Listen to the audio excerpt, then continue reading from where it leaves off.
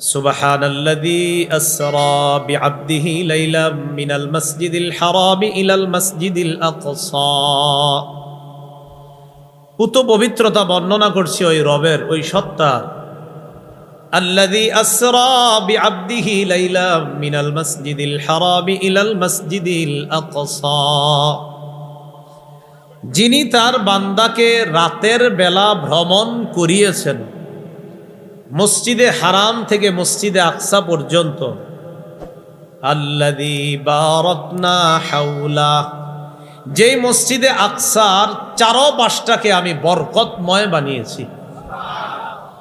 কেন? লিনুরিয়াহু মিন আয়াতিনা,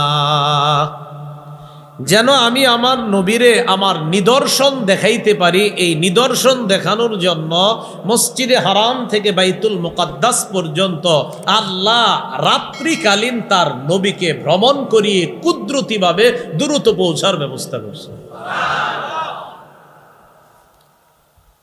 এগুলো ইসরার মেরাজের আবিধানিক অর্থ, পারিভাষিক অর্থ আমরা জানলাম। দ্বিতীয় আলোচনা আমাদের, মেয়ারাজের আগে রাসূল সাল্লাল্লাহু আলাইহি সাল্লামের অবস্থা কি ছিল? সহিহ বুখারীর 3231 নম্বর হাদিস থেকে জানবো আমরা। এই হাদিসের বর্ণনাকারী আম্মাজান আয়েশা সিদ্দিকা রাদিয়াল্লাহু তাআলা আনহা। আম্মাজান আয়েশা সিদ্দিকা রাদিয়াল্লাহু তাআলা আনহা রাসূলুল্লাহ সাল্লাল্লাহু আলাইহি সাল্লামকে বললেন, হাল আতা আলাইকা ইয়াউমুন কানা আশাদ্দা মিন ইয়াউমি উহুদ। হুজুর, আপনার জীবনে কি উহুদের ময়দানে যে কষ্টের সম্মুখীন আপনি হয়েছেন এর চেয়ে কঠিন কোনো দিন কি আপনার জীবনে আসছে? আম্মাজান আয়েশা নবীজিরে বললেন, উহুদের ময়দানে আপনার দাঁত পর্যন্ত শহীদ করে দেওয়া হয়, তো এই উহুদের ময়দানে যে কষ্ট পাইছেন আপনি, এর চেয়ে কঠিন কোনো দিন কি আপনার জীবনে আসছে? فقال رسول الله صلى الله عليه وسلم لقد لقيت ما لقيت من قومي। নবীজি বলেন, আয়েশা, তোমার সম্প্রদায় থেকে যে কষ্ট পাওয়ার আমি পেয়েছিলাম। নবীজি বলেন, ওয়াকানা আশাদ্দু মা লাকিতু মিনহুম ইয়াউমাল আকাবা। উহুদের ময়দানের চেয়ে ভয়ঙ্কর দিন আমার জন্য ছিল আরাফার ময়দান, তায়েফের ময়দান। কিসের ময়দান? তায়েফ, আরাফা না। নবীজি বলেন, আয়েশা, তায়েফের ময়দানে যখন আমি দাওয়াত দেওয়ার জন্য গেলাম, ইযা আরাদতু নাফসি আলা ইবনে আব্দি ইয়ালিল ইবনে কুলাল, এটা এক লোকের নাম। ইবনে আব্দে ইয়ালিল ইবনে কুলাল, এটা একজনের নাম। আমি নিজেকে তার সামনে পেশ করলাম। ফালাম ইউজিবনি ইলা মা আরাদতু, আমি চেয়েছিলাম সে যেন মুসলমান হয়ে যায়, কোনো জবাব দেয় না। উল্টা আমারে রাস্তার মধ্যে ছেড়ে দিয়ে তায়েফের অন্যান্যদেরকে বইলা আমারে পাথর দিয়া মারা শুরু করছে, এমন ভাবে যে পাথর মারতে মারতে আমারে রক্তাক্ত করছে। দাওয়াত তো গ্রহণ করেই নাই। নবীজি বলেন, জানো দাওয়াত গ্রহণ করে নাই দেখা ওয়া আনা ফানতালাকতু আনা মাহমুমুন আলা ওয়াজহি, আমি পেরেশান হয়ে সেখান থেকে ফিরে আসলাম। ফালাম আস্তাফিক ইল্লা ওয়া আনা বিকরনিস সাআলিব, আমি স্বাভাবিক হতে পারছিলাম না। কর্নুস সাআলিব নামে একটা জায়গা আছে, আমি সেখানে আসলাম। ফারাফাতু রাসি, মাথাটা উপরে উঠাইলাম। উঠানোর পর দেখি ফাইদা আনা বিসাহাবা। রাসূলুল্লাহ সাল্লাল্লাহু আলাইহি সাল্লাম বলেন, আমি মাথা উঠাইলাম, উঠায়া দেখলাম এক খণ্ড মেঘ, কদ আযাল্লাতনি, ওই মেঘ আমারে ছায়া দিতেছে। ফানাযারতু ফাইদা ফিহা জিবরিল, মেঘের মধ্যে ভালো করে তাকায়া দেখলাম জিবরিল আমিন রে দেখা যায়। আরে জিবরিল রে দেখা যায়। জিবরিল আমারে দেখা কয়, ইন্নাল্লাহা কদ সামিআ কাওলা কওমিকা লাকা ওয়া মা রাদ্দু আলাইকা। আপনি যে তাদেরকে দাওয়াত দিবেন, যা যা বলছেন, আর তারা যে আপনার সাথে খারাপ আচরণ করছে, তারা যে আপনার কথার জবাব খুব খারাপভাবে দিয়েছে, কেউ কেউ আপনার সাথে কথাও বলে নাই, কেউ কেউ জবাবও দেয় নাই, মুখ ফিরাইয়া নিছে, আল্লাহ পুরা বিষয়টা লক্ষ্য করছে, আল্লাহ সব শুনছে। জিবরিল বলতেছে ওয়াকাদ বাআসা ইলাইকা মালাকাল জিবাল লিতা'মুরাহু বিমা শি'তা ফীহিম, আপনার কাছে পাহাড়ের ফেরেশতা পাঠায়া দিস, আপনি এই ফেরেশতাকে যা মন চায় তাদের ব্যাপারে আপনি আদেশ করতে পারেন। কাদের ব্যাপারে? যারা আপনার দাওয়াত গ্রহণ করেনি, উল্টা আপনার সাথে খারাপ আচরণ করছে, আপনি যা বলবেন পাহাড়ের ফেরেশতা তা শুনবে। এটা নবীজিরই জিবরিল বললেন। ফানাদানি মালাকুল জিবাল ফাসাল্লামা আলাইয়া, পাহাড়ের ফেরেশতা আমাকে ডাক দিয়ে আমারে সালাম দিস। সালাম দেওয়ার পর কয় সুম্মা ক্বালা ইয়া মুহাম্মদ যালিকা ফীমা শি'তা, পাহাড়ের ফেরেশতা সালাম দিয়ে বললেন, ও মুহাম্মদ সাল্লাল্লাহু আলাইহি ওয়াসাল্লাম, তাদের ব্যাপারে আপনি যেই সিদ্ধান্ত দিবেন আমি সেই সিদ্ধান্ত গ্রহণ করতে রাজি। ইন শি'তা উতবিখা আলাইহিমুল আখবাশাইন, আপনি যদি চান এই দুই পাহাড় চাপা দিয়ে তাদেরকে ধ্বংস করে দেই, আমি আপনার হুকুম পালন করব। নবীজি জবাব দিলেন, বাল আরজু আই ইউখরিজাল্লাহু মিন আসলাবিহিম মান ইয়া'বুদুল্লাহ ওয়াহদাহু লা ইউশরিকু বিহি শাইআ। নবী বললেন, না না, আমার আশা তারা আমার দাওয়াত গ্রহণ করে নাই, আল্লাহ তাদের ঔরস থেকে এমন সন্তান আসবে তারা গ্রহণ করে নাই, তো কি হয়েছে, তাদের সন্তানরা এক আল্লাহকে এক বলে স্বীকার করবে, এক আল্লাহর তাওহীদ স্বীকার করে শিরিক মুক্ত আল্লাহর ইবাদত করবে, আমার দাওয়াত তারা গ্রহণ করে মুসলমান হয়ে যাবে। তাদেরকে ধ্বংস করো না। পৃথিবীর কোন শাসক পারবে এইভাবে? বলেন, কোন নেতা এইভাবে মাফ করে দিতে পারে? রক্তাক্ত করলো, জুলুম করলো, নির্যাতন করলো, ফেরেশতা কয় শেষ করে দিই, কয় না, এরা গ্রহণ করে না, এদের সন্তান আমার দাওয়াত গ্রহণ করবে। রাসূল সাল্লাল্লাহু আলাইহি সাল্লাম খুব কষ্ট পাইছে ওই দিন। আঙ্গুরের বাগানে গেছে, এক কাফেরের আঙ্গুরের বাগানে গিয়া আল্লাহর কাছে বলতেছে, আল্লাহ ইলামান তাকিলুনি, আপনি আমারে কার কাছে ছেড়ে দিলেন? আল্লাহর বলতেছে, আল্লাহ আমি মনে হয় দুর্বল, তাই তারা আমার কথা গ্রহণ করে না। এই কথাগুলা যখন রাসূলুল্লাহ সাল্লাল্লাহু আলাইহি সাল্লাম বললেন, আল্লাহ কথার মাধ্যমে জবাব না দিয়া কর্মের মাধ্যমে আল্লাহ জবাব দিয়ে দিলেন, জিবরিল যাও, কথার জবাব হবে না, কর্ম দিয়ে জবাব হবে, হাবিবকে দুনিয়া থেকে আসমানে নিয়ে আসো। এই হলো রাসূলের মেরাজে যাওয়ার প্রেক্ষাপট তৈরি হয়ে গেল। রাসূল মক্কা থেকে মদিনায় হিজরত করার 1 বছর বা 1.5 বছর আগে মেরাজ হয়েছে, এটা মনে রাখবেন। বাস প্রসিদ্ধ এবং বিশুদ্ধ বর্ণনা অনুযায়ী হিজরতের 1 বছর বা 1.5 বছর আগে, অর্থাৎ মক্কা থেকে মদিনায় যাওয়ার 1 বছর বা, এই বিষয়গুলো লিখে রাখবেন, নোট করে রাখবেন যে মক্কা থেকে মদিনায় হিজরত করবে যখন নবী, এর 1 বছর বা 1.5 বছর আগে রাসূলের মেরাজ হয়েছে, এটা বিশুদ্ধ বর্ণনা। তো রাসূল সাল্লাল্লাহু আলাইহি সাল্লামকে যখন জিবরিল নিয়ে যাবে, নবীজি সাল্লাল্লাহু আলাইহি সাল্লাম মক্কায় রাতের বেলা ঘরের মধ্যে ঘুমাইতেছে। সুবহানাল্লাহ।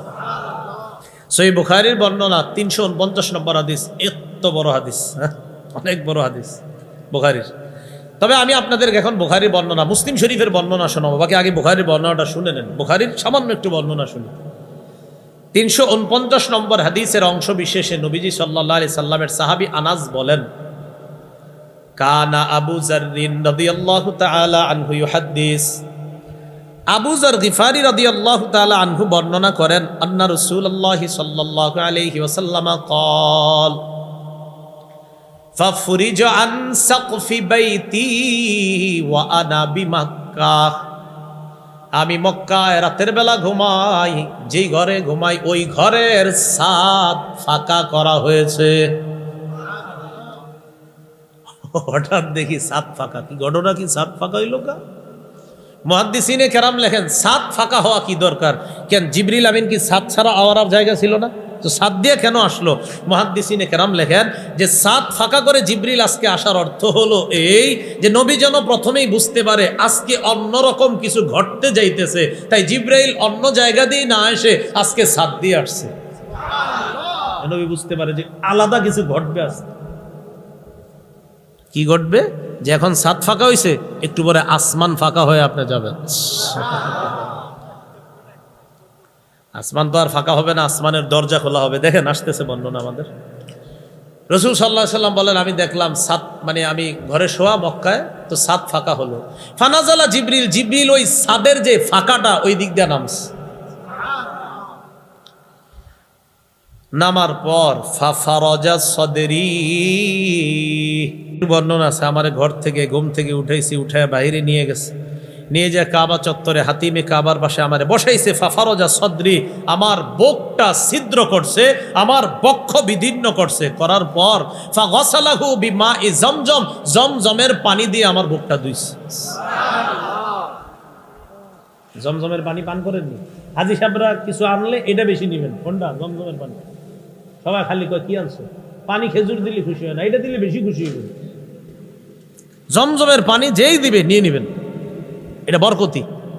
সব সময় চেষ্টা করুন একটু একটু মিশায় মিশায় প্রতিদিন জমজমের পানি খাবেন।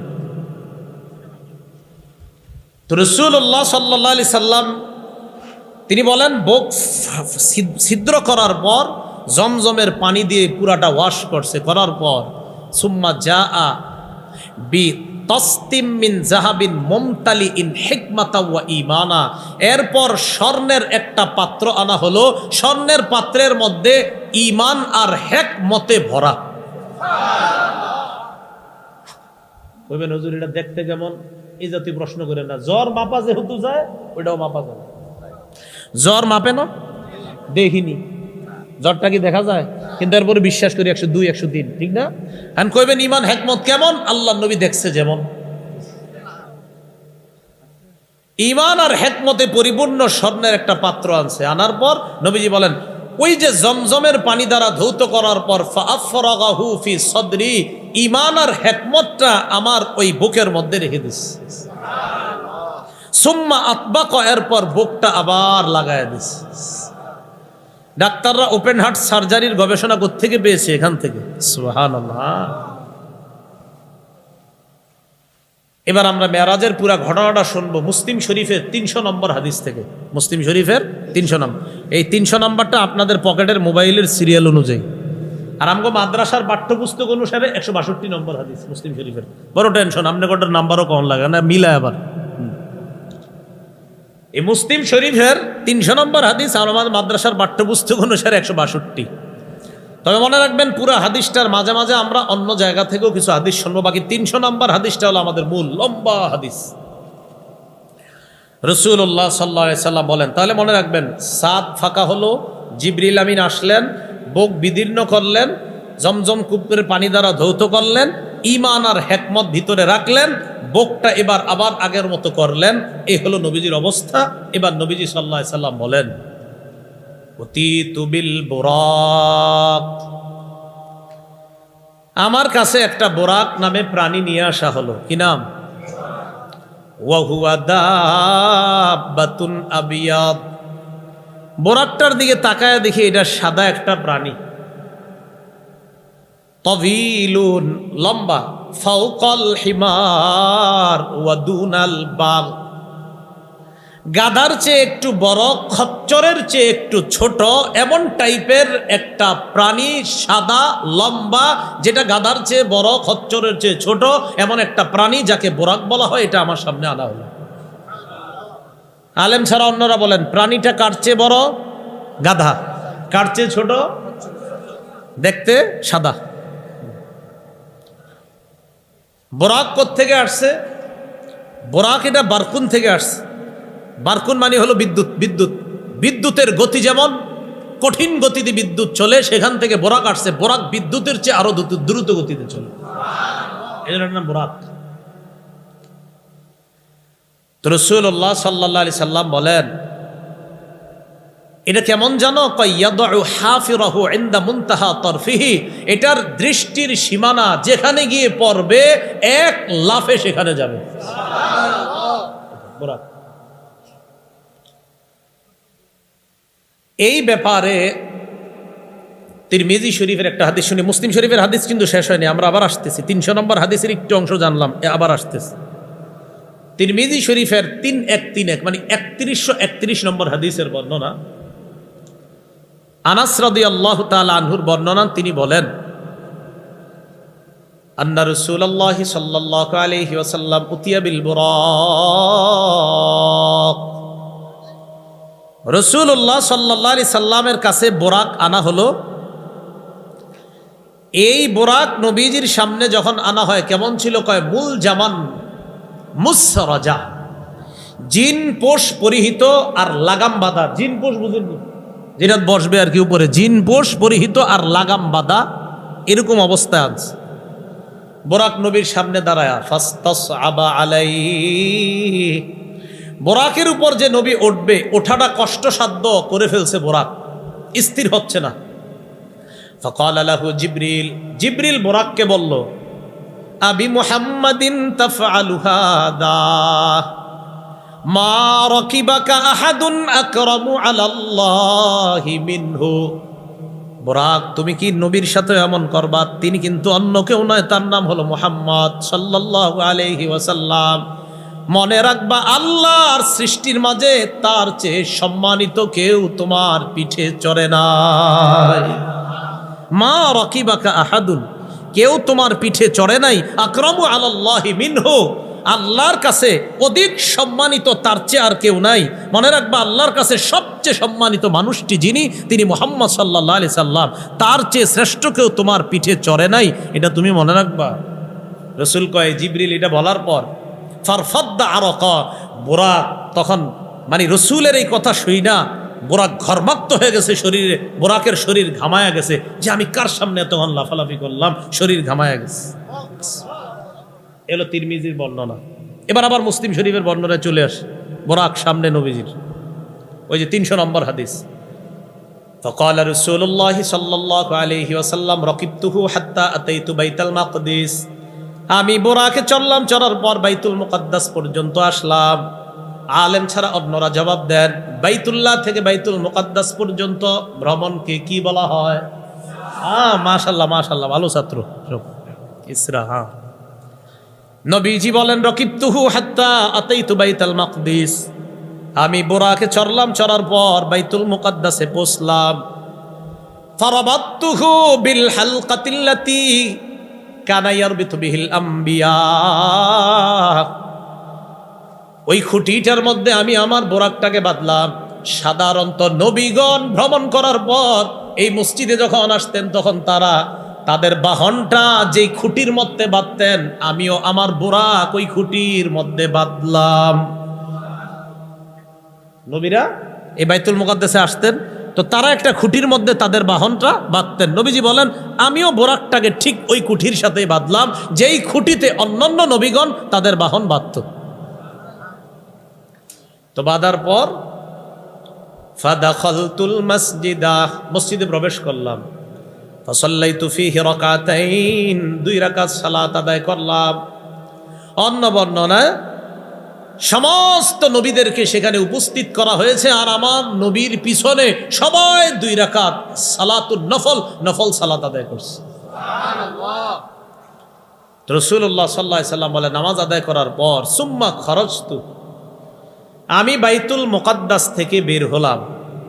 বের হওয়ার পর ফাজাআনি জিবরিল আলাইহিস সালাতু ওয়াস সালাম বিইনাইম মিন খামরিন ওয়া ইনাইম মিন লাবান, আমি মসজিদ থেকে বের হলাম। বের হওয়ার পর দেখি জিবরিল আমার সামনে 2টা পাত্র আনছে। কয়টা? একটার মধ্যে মদ, আরেকটার মধ্যে দুধ।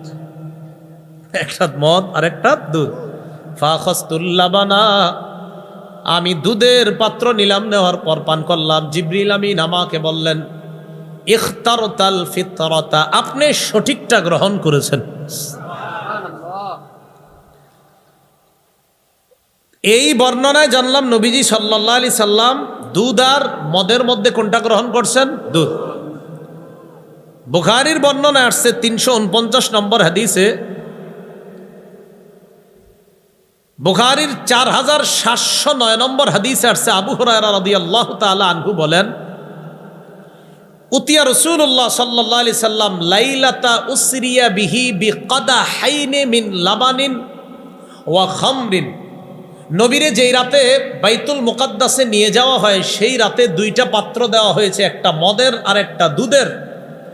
নবীজি সাল্লাল্লাহু আলাইহি সাল্লাম বলেন, আমি দুধের পাত্রটা গ্রহণ করলাম, পান করলাম। জিবরিল আমিন তখন বললেন, আলহামদুলিল্লাহিল্লাযী হাদাকা লিল ফিতর, সমস্ত প্রশংসা আল্লাহর, যে আল্লাহ আপনাকে সঠিকটা গ্রহণ করার জন্য তৌফিক দান করছে।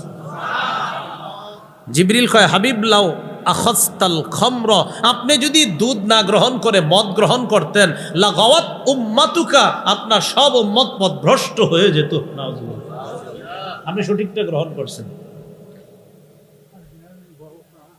রাসূলুল্লাহ সাল্লাল্লাহু আলাইহি ওয়াসাল্লাম এবার আবার রওনা করলেন। মনে আসেনি কই আছে? বাইতুল মুকাদ্দাস থেকে বের হলেন। সুম্মা আরাজা বিনা ইলাস সামা,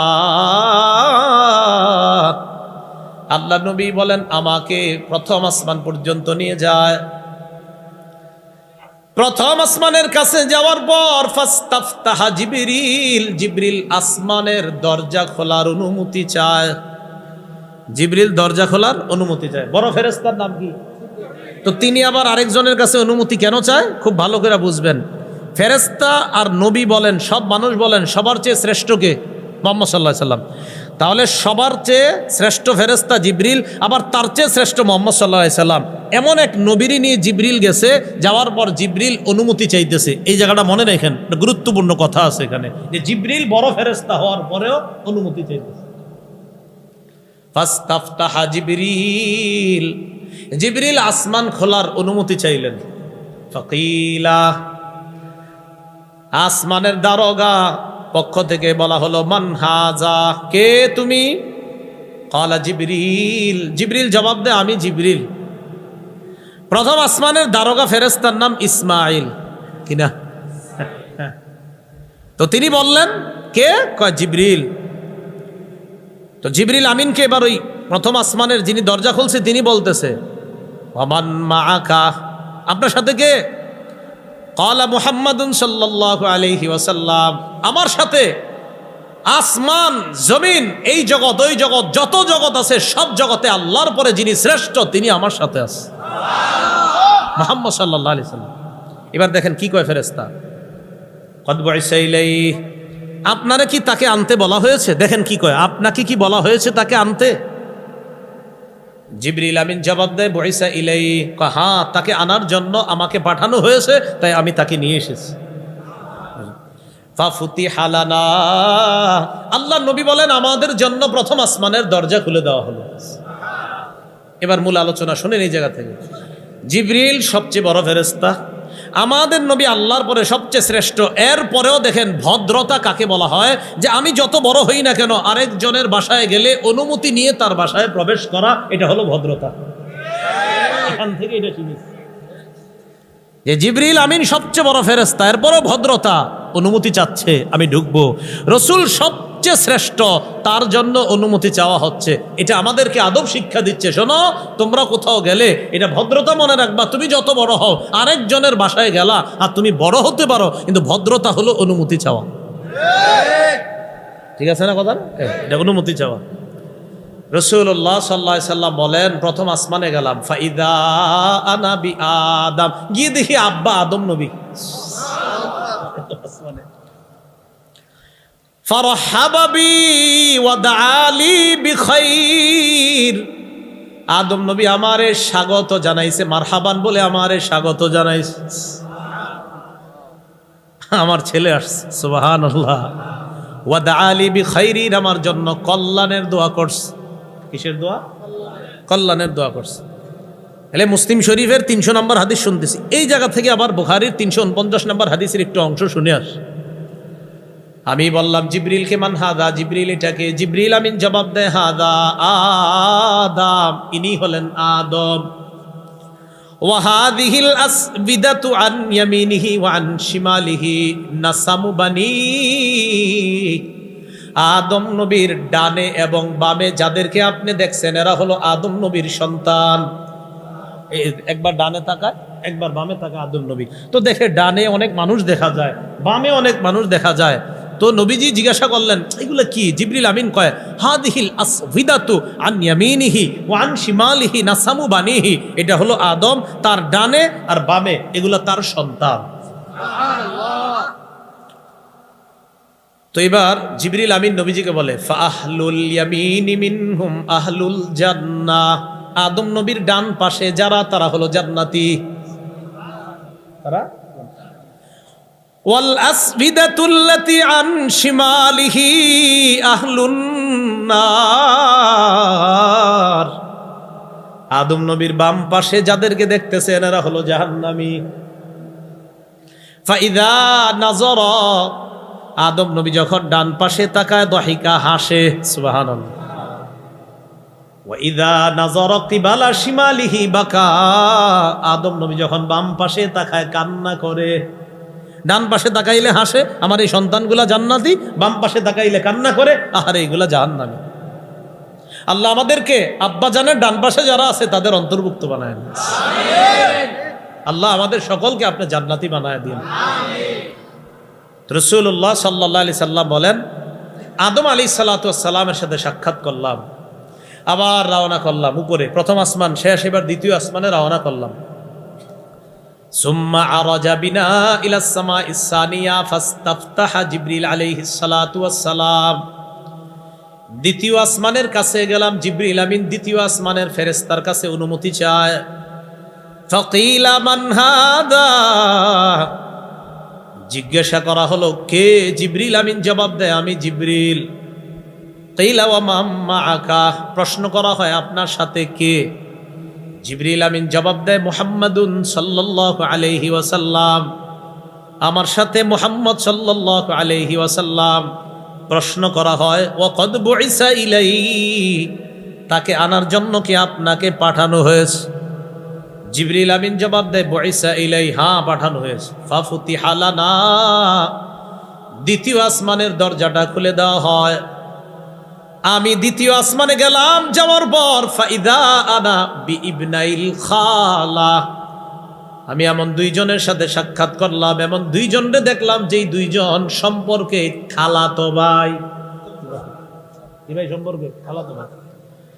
একজন হলেন ঈসা ইবনে মারইয়াম, একজন হলেন মারইয়ামের সন্তান ঈসা, আরেকজন হলেন ইয়াহইয়া ইবনে জাকারিয়া, জাকারিয়া নবীর সন্তান ইয়াহইয়া। আমি দ্বিতীয় আসমানে খালাতো ভাই সম্পর্কে দুই ভাইয়ের সাথে সাক্ষাৎ হলো, একজন হলেন ঈসা আর একজন ইয়াহইয়া। এই দুই নবীর সাথে দ্বিতীয় আসমানে আমার দেখা হয়ে গেছে। সুবহানাল্লাহ। ফারহাবা ওয়া দাআওয়ালি বিখাইর, দুই নবী আমারে স্বাগত জানাইছে, মারহাবা বলছে, আমার জন্য এই দুই নবী কল্যাণের দোয়া করছে। নবীজি বলেন সুম্মা আরাজা বিনা ইলাস সামাইস সালিসা, তিন নাম্বার আসমানে গেলাম। ফাস্তাফতাহা জিবরিল, তিন নাম্বার আসমানে ঢোকার অনুমতি চাইলেন। ফাকিলা মান হাদা, প্রশ্ন করা হয় কে? জিবরিল আমিন জবাব দেয় আমি জিবরিল। ওয়া মান মাআকা, আপনার সাথে কে? জিবরিল আমিন জবাব দেয় মুহাম্মাদুন সাল্লাল্লাহু আলাইহি ওয়াসাল্লাম, আমার সাথে মুহাম্মদ সাল্লাল্লাহু আলাইহি ওয়াসাল্লাম। একই প্রশ্ন করা হয় কদ বুইসা ইলাইহি, তাকে আনার জন্য কি আপনাকে পাঠানো হয়েছে? জিবরিল আমিন জবাব দেয় বুইসা ইলাইহি, হ্যাঁ তাকে আনার জন্য আমাকে পাঠানো হয়েছে। ফাফুতিহা লানা, তৃতীয় আসমানের দরজা খুলে দেওয়া হয়। তিন নাম্বার আসমানে গেলাম, যাওয়ার পর ফাইদা আনা বিইউসুফ আলাইহিস সালাতু ওয়াস সালাম, ফাইদা হুয়া কদ উতিয়া শাতরাল হাসান, হঠাৎ আমার সাক্ষাৎ হয়ে যায় ইউসুফ নবীর সাথে। তাকায়া দেখলাম সৃষ্টির অর্ধেক সৌন্দর্য ইউসুফ নবীরে দেওয়া হয়েছে। ইউসুফ নবীরে তাকায়া দেখি সৃষ্টির অর্ধেক সৌন্দর্য ইউসুফ নবীরে দেওয়া হয়েছে। আমগো নবী কেমন সুন্দর, এটা না কইলে তো আমার আবার খারাপ লাগবো। আমগো নবীটা দুটো কোয়া দরকার।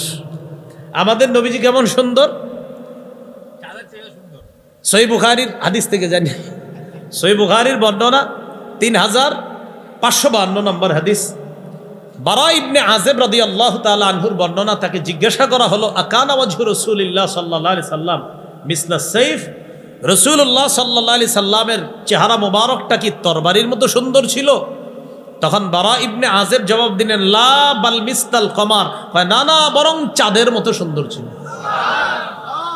সহিহ বুখারীর 3556 নম্বর হাদিসের মধ্যে আসছে, বারা ইবনে আযেব রাদিয়াল্লাহু তাআলা আনহু বলেন, কাব ইবনে মালিক রাদিয়াল্লাহু তাআলা আনহু বলেন, আমি নবীজির কাছে গেলাম, ফালাম্মা সাল্লামতু আলা রাসূলিল্লাহ সাল্লাল্লাহু আলাইহি সাল্লাম, আমি নবীজির সাথে সাক্ষাৎ করলাম।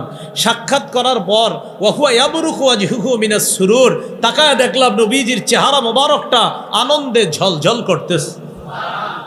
ওয়া ইদা কানা রাসূলুল্লাহ সাল্লাল্লাহু আলাইহি সাল্লাম ইদা সুররা, নবীজি যখন আনন্দিত হইতো চেহারাটার দিকে তাকাইলে মনে হতো কান্নাহু কিতাআতু কমার, যেন চাঁদের টুকরাটা হাসতেছে।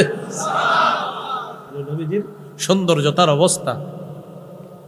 আনাস ইবনে মালিক কি বলেন? সহিহ বুখারীর 3547 নম্বর হাদিসে আনাস রাদিয়াল্লাহু তাআলা আনহু বলেন, কানা রাবাতাম মিনাল কওম, তিনি মানুষের মাঝে মাঝারি গড়নের ছিলেন। লাইসা বিত তাবিল, বেশি লম্বা ছিলেন না, ওয়ালা বিল কসির, বেশি খাটো ছিলেন না। কয় কেমন? কয় সুদর্শন। একজন মানুষ পৃথিবীতে সবচেয়ে সুন্দর হইলে যেমন আল্লাহ তারে বানাইছে তেমন। কালারটা কেমন? আজহারুল লাউন লাইসা বিআবিয়াদা আমহাকা ওয়ালা বিআদামা, ধবধবে সাদাও না, আবার তামাট বর্ণের না, মাটির কালার না। কাছে তাহলে কেমন? মাটির কালারও না, ধবধবে সাদাও না, কয় লাল লাল ভাব গোলাপি রঙের। লাল লাল ভাব গোলাপি রঙের। লাইসা বিজাদিন কাতিতিন, চুলগুলা একেবারে কোকড়ানো না, ওয়ালা সাবতিন রজিলিন, আবার একবারে লম্বা সরু, একদম সোজা লম্বা না। তাহলে কেমন? দেখলেই মনে হতো চুলগুলা যেন বাতাসে ঢেউ খেলতেছে। ইদানিং মানুষ ফ্যাশন খুঁজে, আরে আমগো নবীর সৌন্দর্য খুঁজেন মিয়া, খুঁজলে দেখবেন এমন সৌন্দর্য আপনি দুনিয়াতে খুঁজেই পাবেন না। ওই অমুক রে তমুক রে খুঁজা প্যান্ট পরে সিরা, এই করে কি করে না করে, কি আমগো নবীর চেয়ে সুন্দর হবে? জিন্দিগিতেও না। আর মা বোন যারা বয়ান শুনতেছেন, আপনারা আম্মাজান আয়েশা সিদ্দিকার সৌন্দর্যতা পড়বেন, তাহলে দুনিয়ার অন্য নারীদেরকে আর আপনারা আইডল মানতে হবে না। তো রাসূলুল্লাহ সাল্লাল্লাহু আলাইহি সাল্লাম এমন ছিলেন, চুলগুলা কোকড়ানো না, লম্বাও না। এরপরে বলতেছে, নবীজি যখন ইন্তিকাল করলেন, লাইসা ফি রাসিহি ওয়ালা লিহিয়াতিহি, চুল আর দাড়ির মধ্যে 20 শাআরাতান বাইদা, সাদা 20টা চুলও খুঁজে পাওয়া যায় নাই। তো নবীজি ইউসুফ নবীর সামনে কোন নাম্বার? 3 নাম্বার আসমানে ইউসুফ নবীরে অর্ধেক সৌন্দর্য দেওয়া হয়েছে, আমাদের নবীকে সবচেয়ে সৌন্দর্য বানানো হয়েছে। রাসূলুল্লাহ সাল্লাল্লাহু আলাইহি সাল্লাম বলেন, ইউসুফ নবীর সামনে যখন আমি বসা, ফারহাবা, অভিবাদন জানাইছে, মারহাবা বলছে, ওয়া দাআলি বিখাইর, আমার জন্য কল্যাণের দোয়া করছে। সুম্মা আরাজা বি ইলাস সামাইর রাবিআ, 4 নাম্বার আসমানে আমাকে নিয়ে যায়। ফাস্তাফতাহা জিবরিল, জিবরিল আমিন অনুমতি চায়। আবার একই প্রশ্ন, কে? আমি জিবরিল। আপনার সাথে কে? মুহাম্মদ সাল্লাল্লাহু আলাইহি সাল্লাম। ওনাকে আনতে আপনাকে পাঠানো হয়েছে? হ্যাঁ, আমাকে পাঠানো হয়েছে তাকে আনার জন্য। চিন্তা করছেন, প্রত্যেকটা আসমানে প্রশ্ন করতেছে, ভদ্রতা শিক্ষা দেওয়া হচ্ছে। ফাফুতিহা লানা, 4 নাম্বার আসমান আমাদের জন্য উন্মুক্ত করে দেওয়া হয়। আসমানে গেলাম, যাওয়ার পর ফাইদা আনা বি ইদ্রিস আলাইহিস সালাতু ওয়াস সালাম, ইদ্রিস নবীর সাথে সাক্ষাৎ। কোন নবী? আল্লাহ পাক বলেন, ওয়া রাফা'নাহু মাকানান আলিয়্যা, আমি ইদ্রিসকে সর্বোচ্চ অনেক উপরে উন্নীত করেছি, উঁচু স্থানে আমি তাকে উন্নীত করেছি। এর দ্বারা উদ্দেশ্য হলো আমি 4 নাম্বার আসমানে ইদ্রিস নবীকে উঠায় তাকে আমি মর্যাদা দান করছি। ইদ্রিস নবী আমারে বললেন রহহাবা, মারহাবা বলে স্বাগত জানাইলেন। ওয়া দাআলি বিখাইর, কল্যাণের দোয়া করলেন। সুম্মা আরাজা বি ইলাস সামাইল খামিসা, 5 নাম্বার আসমানে আমাকে নিয়ে যায়। আবার জিবরিলকে একই প্রশ্ন করা হয়। আর বলতে হবে ওগুলা? পারবেন না ইনশাআল্লাহ বলতে পুরাটা? সবগুলা প্রশ্নের জবাব দেওয়ার পর ফাফুতিহা লানা, 5 নাম্বার আসমান খুলে দেওয়া হয়। 5 নাম্বার আসমানে গেলাম, যাওয়ার পর ফাইদা আনা বিহারুন আলাইহিস সালাতু ওয়াস সালাম, হারুন নবীর সাথে আমার সাক্ষাৎ। রহহাবা বি ওয়া দাআলি বিখাইর, হারুন নবী আমাকে স্বাগত জানায়, মারহাবা বলেন, কল্যাণের দোয়া করেন। সুম্মা আরাজা বি ইলাস সামাইস সাদিসা, 6 নাম্বার আসমানে নিয়ে যায়। ফাইদা আনা বিমূসা আলাইহিস সালাতু ওয়াস সালাম, মুসা নবীর সাথে আমার সাক্ষাৎ হয়। মুসা নবী আমাকে স্বাগত জানায়, দাআলি বিখাইরিন, কল্যাণের দোয়া করে। সুম্মা আরাজা বি ইলাস সামাইস সাবিআ, 7 নম্বর আসমানে যায়। ফাইদা আনা বি ইব্রাহিম আলাইহিস সালাতু ওয়াস সালাম, ফাইদা হুয়া, আমি দেখলাম ইব্রাহিম নবীর সাথে আমার সাক্ষাৎ 7 নম্বর আসমান। 7 নম্বর আসমানে যখন ইব্রাহিম নবীর সাথে সাক্ষাৎ হয়, তাকায় দেখলাম মুসনিদান জহরহু ইলাল বাইতুল মামুর, ইব্রাহিম নবী বাইতুল মামুরের সাথে হেলান দিয়ে বসা। কি দিয়ে বসা? তাহলে 7 নম্বর আসমানে ইব্রাহিম নবী বাইতুল মামুরের সাথে হেলান দিয়ে বসা। এটা হলো কাবার একদম বরাবর উপরে 7 নম্বর আসমানে একটা ঘর। ফাইদা হুয়া ইয়াদখুলুহু কুল্লা ইয়াউমিন ৭০ আলফা মালাক, বাইতুল মামুরে প্রতিদিন ৭০,০০০ ফেরেশতা প্রবেশ করে। লা ইয়াউদুনা ইলাই, একদিন প্রবেশ করে ইবাদত করে চলে যাওয়ার পর কিয়ামত পর্যন্ত দ্বিতীয়বার আসার আর সুযোগ তাদের হয় না। মানে ৭০ চলতে থাকবে, আর চান্স পাবে না যারা একবার আসে। এটার নাম কি? বাইতুল মামুর। এই বাইতুল মামুরের সাথে ইব্রাহিম নবী হেলান দিয়ে বসা।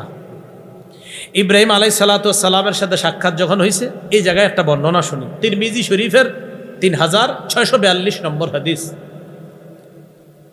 ক্বালা রাসূলুল্লাহ সাল্লাল্লাহু আলাইহি ওয়াসাল্লাম, নবী বলেন, আমি যখন ইব্রাহিম নবীর সাথে সাক্ষাৎ করলাম, সাক্ষাৎ করার পর ইব্রাহিম নবী আমাকে বললেন, ইয়া মুহাম্মদ আকিরি, মুহাম্মদ আপনি একটা কাজ করবেন, আপনাকে আমি কাজটা দেই, শুনবেননি? আকিরি উম্মাতাকা মিন্নিস সালাম, আপনার উম্মতকে আমার পক্ষ থেকে সালাম পৌঁছায় দিবেন। উম্মতকে সালাম দিস। আরেকটা বিষয় বলে দিবেন, ওয়া আখবিরহুম, আপনার উম্মতকে জানায় দিবেন, আন্নাল জান্নাতা, জান্নাতটা এমন একটা জায়গা, এই জান্নাতের জায়গাটা তয়্যিবাতুত তুরবা, কয় মাটিটা সুগন্ধি সমৃদ্ধ, সব সময় ঘ্রাণ ছড়াইতে থাকে। তয়্যিবুত তুরবা, কয় সব সময় সুগন্ধি ছড়াইতে থাকে। আর আরেকটা বিষয় বলে দিবেন, আজবাতুল মা, জান্নাতের পানি সুমিষ্ট সুস্বাদু পানি। আপনার উম্মতকে গুরুত্বপূর্ণ যে বিষয়টা বলবেন, আরেকটা বিষয় বলবেন, আন্নাহা কিআন, জান্নাত হলো খোলা ময়দান, ফাঁকা ময়দান।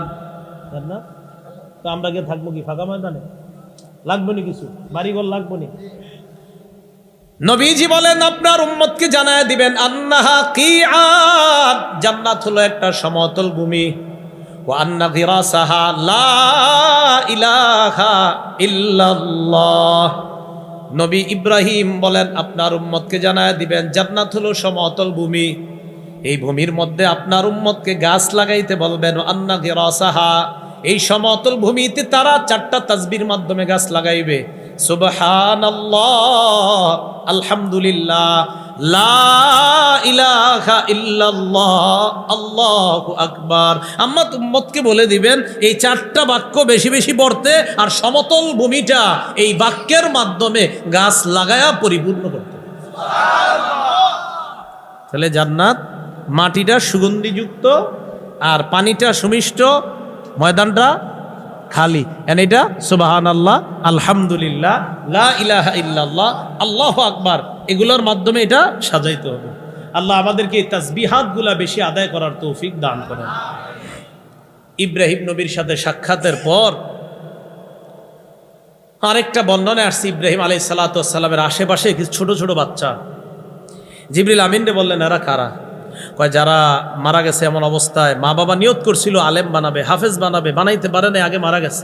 আল্লাহ পাক ইব্রাহিম নবীর ক্লাসে ভর্তি করায় দিয়া ওই আশা আল্লাহ পূরণ করবে। এ হলো 7 নাম্বার আসমান। সুম্মা আরাজা বি ইলা সিদরাতিল মুনতাহা, এরপর আমাকে সিদরাতুল মুনতাহার কাছে নিয়ে যাওয়া হয়। সিদরা এটা হলো 7ম আসমানে আরশের ডান পাশে একটা কুল জাতীয় গাছ, কুল বৃক্ষ, কুল বড়ি বলেন না, এই কুল জাতীয় গাছ আরশের ডান পাশে। এই গাছটা এমন বলেন, ফালাম্মা ঘাসিয়া বিন আমরিহি মা ঘাসিয়া, এই গাছটার উপরে যখন আল্লাহর কোনো হুকুম আসে, এটা তাগাইয়ারত, রংটা এত পরিবর্তন হয় পৃথিবীর কোনো মানুষের ভাষা নাই সেই রঙের বর্ণনা দেওয়া। নবীজি বলেন আমি এটার পাতা দেখছি আর এটার ফলগুলা দেখছি। ফাইদা ওয়ারাকুহা কাজনাম, আমি এটার পাতা দেখে দেখলাম ফাইদা ওয়ারাকুহা কাআজানিল ফিল, আমি দেখলাম হাতির কানের মতো এটার পাতাগুলা বড় বড়।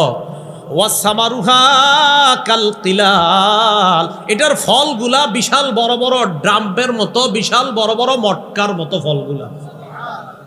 তাহলে পাতাগুলা হাতির কানের মতো আর ফলগুলা বিশাল বড় বড় মটকার মতো। সিদরাতুল মুনতাহা, মুনতাহা মানে সমাপ্ত। বলেন মুনতাহা মানে? সিদরাতুল মুনতাহা মানে হলো সমস্ত মখলুকাতের জ্ঞানের সমাপ্তি, যেখানে গিয়ে শেষ। এরপর কি আছে আল্লাহ ভালো জানে। এরপর কি আছে কে জানে? এই একটা বর্ণনা। আরেকটা, ফেরেশতারা সিদরাতুল মুনতাহা পর্যন্ত, এতটুক পর্যন্ত তাদের সমাপ্তি। এরপর কি ফেরেশতাদের আর জানা দরকার নাই। ফেরেশতারা সিদরাতুল মুনতাহা পর্যন্ত যেতে পারে, এতটুকু গিয়ে আল্লাহর হুকুম বিধিনিষেধগুলা শোনে। তো মুনতাহা মানে সমাপ্ত। মাখলুকাত যা আছে সবার সমাপ্তি ওখানে শেষ হয়ে যায়। এরপর কি আছে না আছে এটা আল্লাহ ভালো জানেন। এজন্য এটার নাম হলো ঊর্ধ্ব জগৎ, আর নিম্ন জগতের মাঝখানে একটা সমাপ্তি সীমা রেখা, এর জন্য এটার নাম সিদরাতুল মুনতাহা। রাসূলুল্লাহ সাল্লাল্লাহু আলাইহি সাল্লাম বলেন এরপর আমি সেখান থেকে ফিরে আসলাম। সেখানে যাওয়ার পর কি ঘটনা ঘটছে না ঘটছে সাহাবায়ে কেরামের মাঝেও মতভেদ, বাস এতটুকু। সিদরাতুল মুনতাহা গেলাম, সেখানে রবের সাথে সাক্ষাৎ, এই বিষয়ে বর্ণনা আছে। সেখান থেকে যখন ফিরে আসলাম, আসার সময় ফারাজাতু ইলা মুসা, মুসা আলাইহিস সালামের কাছে আসলাম। মুসা নবী আমাকে বলে ঘটনা কি, কি দিছে আপনারে? কিছু দিছেনি? রাসূলুল্লাহ সাল্লাল্লাহু আলাইহি সাল্লাম বলেন সিদরাতুল মুনতাহা যখন গেছি, আওহা ইলাইয়া মা আওহা, আল্লাহ আমার প্রতি ওহী যা নাজিল করার তা নাজিল করলেন। আল্লাহ পাক রব্বুল আলামিন ফারাদা আলাইয়া 50 সালাতান ফি কুল্লি ইয়াউমিন ওয়া লাইলা, রাতে দিনে 50 ওয়াক্ত নামাজ ফরজ করছে। মুসা আলাইহিস সালামের সাথে সাক্ষাৎ। মুসা আলাইহিস সালাতু ওয়াস সালাম কয় মা ফারাদা রাব্বুকা আলা উম্মাতিকা, আপনার রব আপনার উম্মতের জন্য ফরজ করছে কি আমার একটু কোন? নবীজি বললেন 50 সালাতান, 50 ওয়াক্ত নামাজ। মুসা নবী বলেন ইরজি ইলা রাব্বিকা ফাসআলহু তাখফিফা, রবের কাছে যান, যাওয়ার পর এই বিধানটা একটু হালকা করে দিতে বলেন। ফাইন্নী বালাউতু কওমি, আমি আমার উম্মতরে পরীক্ষা করছি। বালাউতু বানি ইসরাঈলা, বনি ইসরাঈলরে আমি পরীক্ষা করছি। ও খবরতুহুম, তাদেরকে পরীক্ষা কইরা আমার অভিজ্ঞতা আছে, এজন্য অভিজ্ঞতার আলোকে বললাম ফাইন্না উম্মাতাকা লা ইউতিকুনা যালিকা, আপনার উম্মত 50 ওয়াক্ত নামাজ পড়বে না। কত তো সত্যি কথা কইছে। জি যেমনি আস্তে কইতাছে মনে যে 5 ওয়াক্তই পড়ে, হ্যাঁ মানে 5 ওয়াক্তই মনে পড়ে, এরকম ভাবনা যে হুজুর 5 ওয়াক্ত তো পড়ি। তো নবীজি গেছে, রাসূল বলেন আমি আল্লাহর কাছে গেলাম, গিয়ে বললাম আল্লাহ কমায়া দেন। ফাহাত্তু আলাইয়া 5 সালাওয়াত, আল্লাহ 5 ওয়াক্ত কমায়া দিয়েছে। কয় ওয়াক্ত? নবীজি বলেন ফালাম আজাল আরজিউ, কয় ফালাম আজাল আরজিউ বাইনা রাব্বি তাবারাকা ওয়া তাআলা ওয়া বাইনা মূসা, আল্লাহর কাছে আর মূসা নবীর কাছে আসা যাওয়ার মাঝে আসি, আসি আরবার যান, আবার যাই, আবার 5 ওয়াক্ত কমায়, এই আসা যাওয়ার মাঝখানেই চলতেছে। শেষমেশ আল্লাহ 45 ওয়াক্ত কমায়া বলছে ইন্নাহুন্না 5 সালাওয়াত, 5 ওয়াক্ত আছে। এই 5 ওয়াক্ত থাকার পর হাবিবকে বললেন হাবিব লিকুল্লি সালাতিন আশারা, এক ওয়াক্তের জন্য 10 নেকি। ফাহিয়া 50 সালাতান, 5 ওয়াক্ত তো 10 নেকি হলে 5 10 50, আগে 50 ওয়াক্ত পড়লে দিতাম 50 নেকি, এখন 5 ওয়াক্ত পড়লেই 50 ওয়াক্তের নেকি। তো মুসা আলাইহিস সালামের কাছে 5 ওয়াক্ত নিয়ে যখন আসছে, কয় কত? কয় 5 ওয়াক্ত। আপনি আবার যান, কমায় আনেন। তো নবীজি বলে ফাস্তাহইয়াতু মির রাব্বি, আমার লজ্জা লাগতেছে আর যাইতে। এটা নবীজি বলছে আমার লজ্জা লাগতেছে। তো এটা নিয়ে 5 ওয়াক্ত নিয়ে রাসূল সাল্লাল্লাহু আলাইহি সাল্লাম চলে আসলেন। এইগুলো তৃতীয় আলোচনা। চতুর্থ আলোচনা, মেরাজ থেকে আসার পর পরের দিন রাসূল সাল্লাল্লাহু আলাইহি সাল্লাম কাবা চত্বরে বসা একা একা।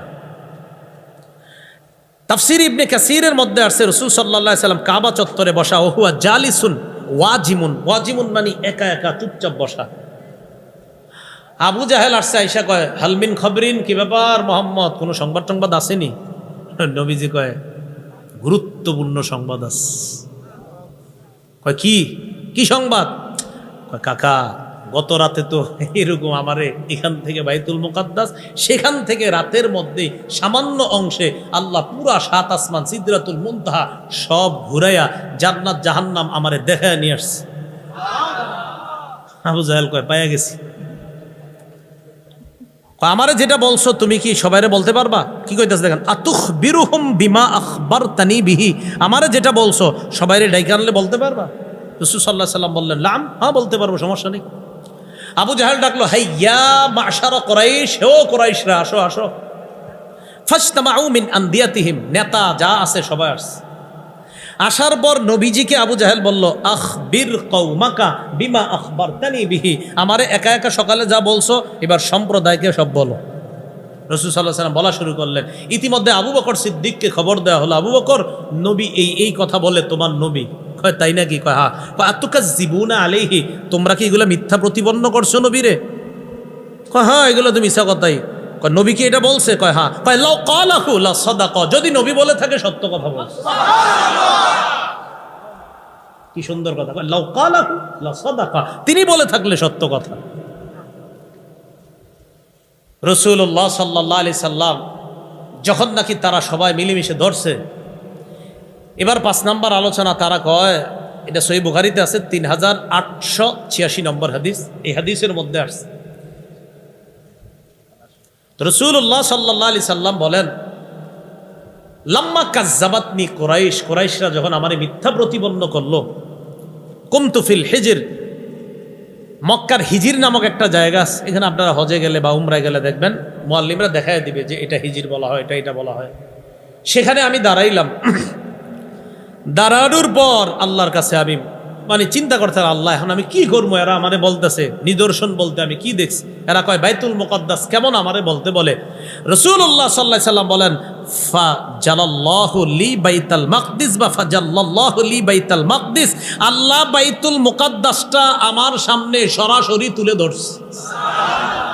ফাতাফিকতু উখবিরুহুম আন আয়াতিহি ওয়া আনা আনজুরু ইলাইহি। দেখেন রাসূল বলেন আমি দেখে দেখে বাইতুল মুকাদ্দাসের বিবরণ তাদের সামনে তুলে ধরলাম, তাদের সামনে উপস্থাপন করলাম। তো এরপরেও আরো ঘটনা আছে। আবু জাহেল বিশ্বাস করে না, কয় আরে এটা জাদু টাদু দেখাইতেছে, এই সেই বলছে। কিন্তু রাসূল সাল্লাল্লাহু আলাইহি সাল্লাম এটা বলার পর কিছু কাফেলার কথা বলছে যে অমুক কাফেলা অমুক দিন আসবে। ওই কাফেলা আসার পর তাদের সাথে এই ঘটনা ঘটছে, আমি দেখছি শুনছি।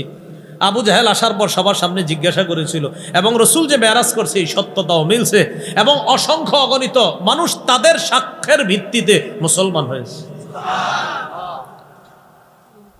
রাসূলুল্লাহ সাল্লাল্লাহু আলাইহি সাল্লাম ঈসা নবী, মুসা নবী, ইব্রাহিম নবী আর জিবরিলকে ওই দিন দেখছেন। সবাই অনেক নবীদেরকে দেখছে, তো জিবরিলকেও দেখছিলেন। বাকি তাদের কিছু বর্ণনা দিছে যে তারা দেখতে এমন ছিল।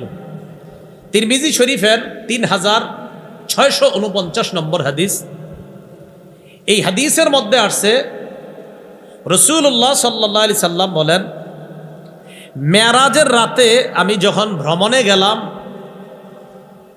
আমি মুসা আলাইহিস সালাতু ওয়াস সালামকে দেখলাম দরবুম মিনার রিজাল কান্নাহু মিন রিজালি শানুআ। শানুআ একটা এলাকার নাম। এই এলাকার মানুষগুলা দেখতে যেমন মুসা নবীরে দেখতে তেমন দেখা যায়। ওয়ারাআইতু ঈসা ইবনে মারইয়াম, আমি ঈসা নবীরে দেখলাম। ফাইদা হুয়া আকরাবুন নাসু বিহি শাবাহা, ঈসা নবীরে দেখে আমার মনে হলো ফাইদা হুয়া আকরাবুন নাসি বিহি শাবাহা, ঈসা নবীরে দেখতে মনে হলো উরওয়া ইবনে মাসউদ আস-সাকাফি, আমার সাহাবী উরওয়া ইবনে মাসউদ দেখতে যেমন ঈসা নবীরে আমার কাছে অনেকটা তেমন মনে হয়েছে। সাহাবী নবীর সাহাবীর মতো। ঈসা নবী কত আগে চলে গেছে। ওয়ারাআইতু ইব্রাহিম আলাইহিস সালাতু ওয়াস সালাম, ইব্রাহিম নবীরে দেখলাম। ফাইদা হুয়া আকরাবু বিহি শাবাহান বিহি সাহিবুকুম ইয়ানি নাফসা, ইব্রাহিম নবীরে দেখা মনে হলো তোমাদের এই সাথীর মতো, অর্থাৎ ইব্রাহিম নবীরে দেখতে অনেকটা আমি নবী মুহাম্মদের মতো। ইব্রাহিম নবীরে দেখলাম। ফাইদা হুয়া আকরাবু বিহি শাবাহান বিহি সাহিবুকুম, ইব্রাহিম নবীরে তোমাদের এই সাথী অর্থাৎ মুহাম্মদ সাল্লাল্লাহু আলাইহি সাল্লাম দেখতে যেমন ইব্রাহিম নবীরে ঠিক অনেকটা এমন মনে হয়েছে।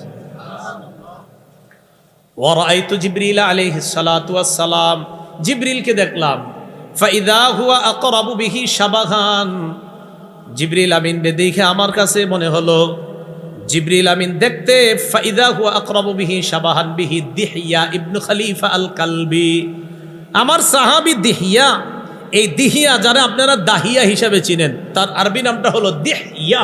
এই দিহিয়া দেখতে যেমন জিবরিল আমিন যখন মানুষের রূপ ধরে তারে দেখতে ঠিক তেমন। এই হলো রাসূল সাল্লাল্লাহু আলাইহি সাল্লামের মেরাজের রাতের মোটামুটি আপনার বিশুদ্ধ বর্ণনা অনুযায়ী একটা আলাপন জানলাম যাওয়া থেকে আসা পর্যন্ত। এখন আপনাদের কাছে আমার জানা, বলেন তো ইসরা কাকে বলা হয়, মেরাজ কাকে বলা হয়? আল্লাহর নবী পুরস্কার নিয়ে আসছে কি? প্রথমে কয়েক তো ছিল, শেষে কয়েক তো, এই 5 ওয়াক্ত সবাই পড়েননি।